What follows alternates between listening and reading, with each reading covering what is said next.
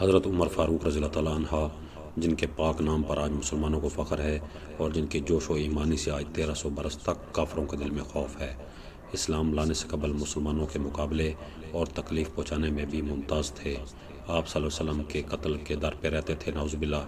ایک روز کفار نے مشورہ کی کہ کمیٹی قائم کی کہ کوئی ہے جو آپ صلی اللہ علیہ وسلم کو نعوذ باللہ قتل کر دے۔ عمر فاروق رضی اللہ تعالیٰ نے کہا کہ میں کروں گا۔ لوگوں نے کہا بے شک تم ہی کر سکتے ہو۔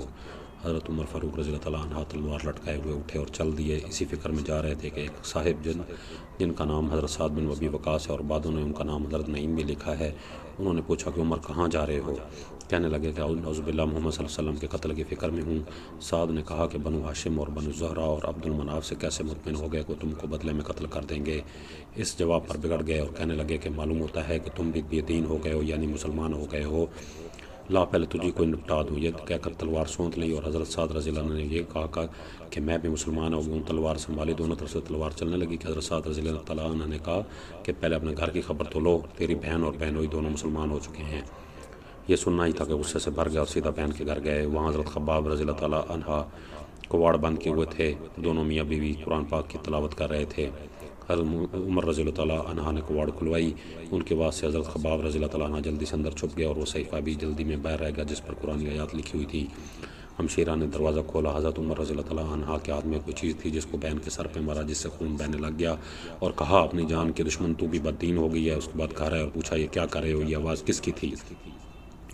بہنوں نے کہا کہ ہم بات چیت کر رہے تھے۔ کہنے لگے کیا تم نے اپنے دین کو چھوڑ کر دوسرا دین اختیار کر لیا؟ بہنوں نے کہا اگر دوسرا دین حق ہو تب۔ یہ سننا ہی تھا کہ ان کی داڑھی مبارک پکڑ کر کھینچی اور بے تحاشا ٹوٹ پڑے اور ان کو زمین پر گرا کر خوب مارا۔ بہن نے چھڑانے کی کوشش کی تو ان کے منہ پر ایک زوردار تماچا رسید کیا جن سے ان کے منہ سے خون نکل آیا۔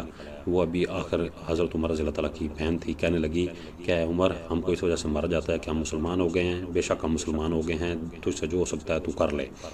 اس کے بعد حضرت عمر رضی اللہ تعالیٰ عنہ کی نگاہ اس صحیفے پر پڑی جو جلدی میں باہر رہ گیا تھا اور غصے کا جوش بھی اس مار پیٹ سے کم ہو گیا تھا اور بہن کے اس طرح خون میں بھر جانے سے شرم بھی آ رہی تھی۔ کہنے لگے اچھا مجھے یہ دکھلاؤ یہ کیا ہے؟ بہن نے کہا نہیں تو ناپاک ہے، اس کو ناپاک ہاتھ نہیں لگا سکتے۔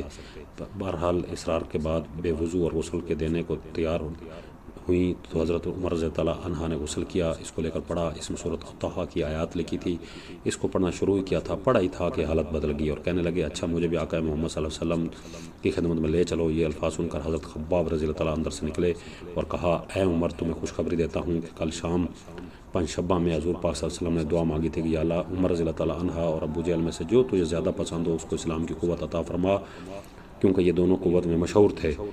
معلوم ہوتا کہ آپ صلی اللہ علیہ وسلم کی دعا تیرے حق میں قبول ہو گئی ہے۔ اس کے بعد آپ صلی اللہ علیہ وسلم کی خدمت میں حاضر ہوئے اور جمعہ کی صبح کو مسلمان ہوئے۔ ان کا مسلمان ہونا تھا کہ کفار کے حوصلے پست ہونا شروع ہو گئے، مگر پھر بھی یہ نہایت مختصر جماعت تھی اور وہ سارا مکہ بلکہ سارا عرب اس لیے اور بھی پرجوش پیدا ہوا اور جلد سے کر کے مشورہ کیا کہ ان حضرات کو ناپید کرنے کی کوشش ہونی تھی۔ اس طرح کی تدبیریں کی جاتی تھی۔ تاہم اتنا ضرور ہوا کہ مسلمان مکہ کی مسجد میں نماز پڑھنے لگ گئے۔ حضرت عبداللہ بن مسعود فرماتے ہیں کہ عمر رضی اللہ تعالیٰ کا اسلام لانا مسلمانوں کی فتح تھی اور ان کی ہجرت مسلمانوں کی مدد تھی اور ان کی خلافت رحمت تھی۔